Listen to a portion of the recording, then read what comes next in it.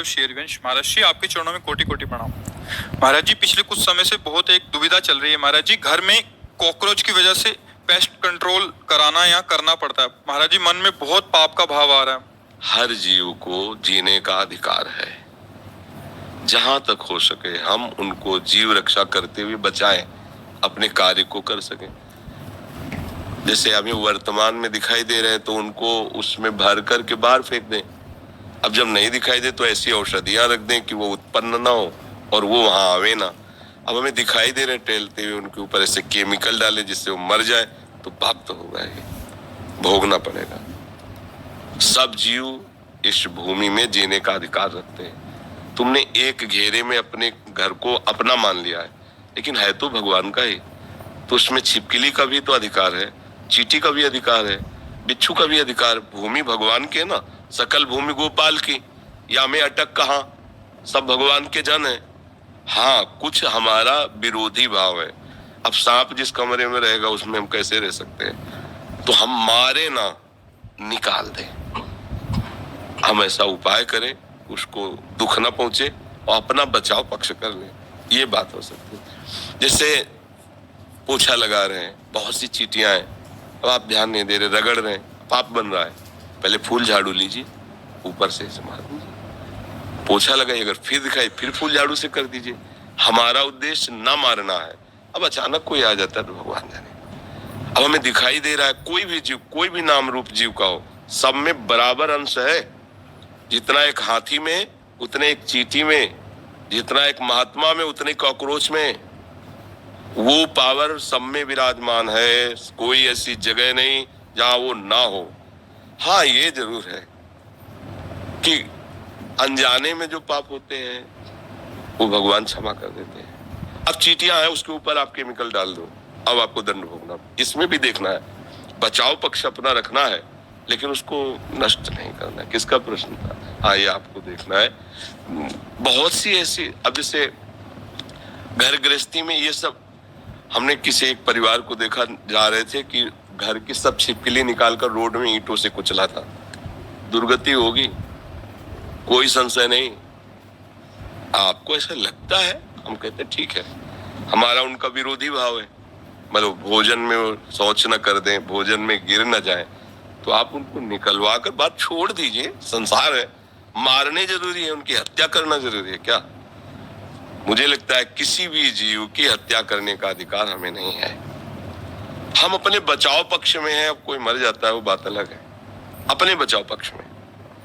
क्योंकि अगर सेवा पक्ष दिया गया है तो फिर हो सकता है, क्योंकि उस समय वो धर्म है, उस समय वो धर्म है। अब इस समय हमें वो धर्म, आपत धर्म तो नहीं है ना, तो इसमें हमें विवेक के द्वारा चलना है। झाड़ झाड़ के फेंकते रहो, जब देखा अब नहीं है तो वो औषधि, तो वो दवाएं चली हैं, लगा दीजिए, तो आएंगे नहीं और वो उत्पन्न ही नहीं होंगे। गंदगी नहीं रखोगे तो काय उत्पन्न होंगे, गंदगी रखोगे तो उत्पन्न होंगे। ऐसी वो सब चले हैं कि रख दो तो ये सब कीड़े मकोड़े नहीं होते। पर सब में भगवान है, मारना तो हम कभी अनुमति नहीं देंगे। और किसी भी जीव को दंड दोगे, देखो एक कथा तुम्हें सुनाते, महाभारत की है। एक महात्मा मांडव्य ऋषि नाम के थे।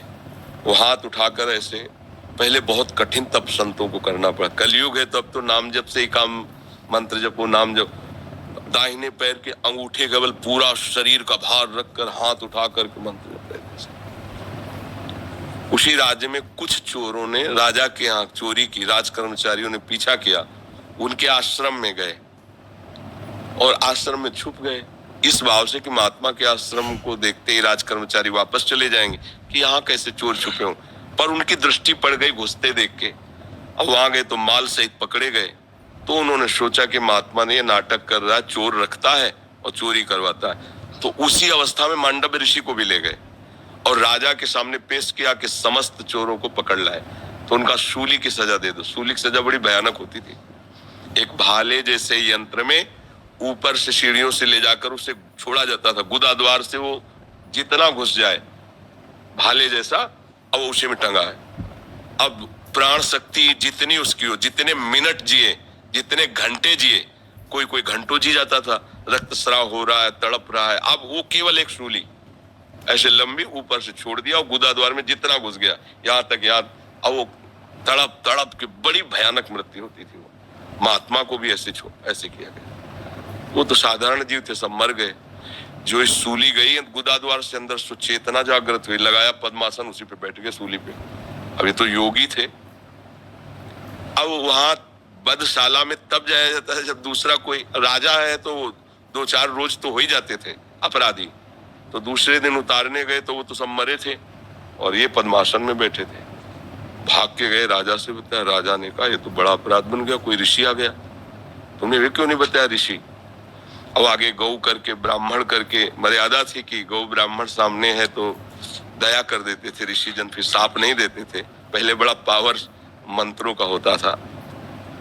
हाथ जोड़, महाराज हमें बिल्कुल पता नहीं कि आप यहाँ कैसे लाए गए, मुझे बिल्कुल पता नहीं, अब मुझे क्षमा कर दीजिए, मैं बिल्कुल नहीं। बोले मुझे आपसे कोई मतलब नहीं, पहले ये निकलवाओ सूली। लाख कोशिश की गई, सूली निकली नहीं, तो उनका काट दो, तो ऐसे काट दिया गया, सूली काट दी गई। सीधे वहां से अंतर ध्यान हुई, धर्मराज के पास पहुंचे, क्योंकि पावरफुल महात्मा थे। धर्मराज से कहा कि मैंने क्या ऐसा पाप किया जो तुमने दंड विधान किया, क्योंकि ऊपर हाई कमान तो वहां है ना, क्रिया यहाँ दिखाई दे रही, कारण तो वहां है ना, पूरा हिसाब किताब उनके पास। तो बड़े गुस्सा में थे। उनका गुस्सा मत होइए महाराज, आप देख लीजिए, जैसे अपने ना कि रिवर्स करके फिर वही सीन चला के दिखा दी टीवी में, तो वहां उन्होंने सीन दिखाई। ये 8 वर्ष के बच्चे हैं, खेल खेल में तितली को पकड़ा और उसकी गुदा के द्वार में बम्बूल का कांटा डाल दिया और छोड़ दिया। तड़प तड़प के वो तितली काफी समय में, बम्बूल का कांटा बड़ा होता है, तो जानते उसका परिणाम क्या आया, सूली उनके गुदा में डाली गई महात्मा होने पर भी। अच्छा, गुदा से कांटा निकाला नहीं तो सूली निकली नहीं। ये केवल मुंह जबानी कथा नहीं, महाभारत में भगवान व्यास देव जी ने इसको लिखा है। तो उनका नाम हुआ अणिमांडव्य। तब उन्होंने कहा कि हम नया नियम बनाते हैं, 14 वर्ष तक के बालक के पहले के अपराध जो है वो नहीं माने जाएंगे, वो मैं क्षमा करने का विधान बनाता हूं। और तुम मुझे बालक को इतना बड़ा दंड दिया उस खिलवाड़ का, इसलिए तुम मृत्यु लोक में जाओ, 100 वर्ष के लिए मैं तुम्हें शाप देता हूं। तो वही विदुर जी के रूप में आए, साक्षात धर्मराज। अंश से युधिष्ठिर है, लेकिन साक्षात धर्मराज विदुर जी के रूप में आए। अणिमांडव्य ऋषि की आज भी वसूली वैसी है। अब आप सोचो, एक महात्मा इतना बड़ा पावरफुल, जो न्यायाधीश को भी मृत्यु लोक में भेज दिया दंड देके, उसकी सूली नहीं निकली, तो आप काकरोच को या किसी जीव को, मुझे लगता है कि हिसाब है, तो बचो, ऐसे कर्म मत करो जिससे पाप हो। हम 100 बार झाड़ के फेंक देते बाहर, वो डस्टबिन नहीं होते, डस्टबिन क्या कहते हैं, हाँ फेल। हम तो देहाती आदमी यार, तो हमें बीन और पेन में कोई अंतर नहीं लेने चल, बाहर फेंकने से। नाम जप करो, पवित्र रखो, पहले से केमिकल ऐसा रख लो जिससे वहां उनकी उत्पत्ति ना हो। आप देख के डालोगे कि ये डाल, अब वो सीधा हत्या है, वो आपको अपराध लगेगा।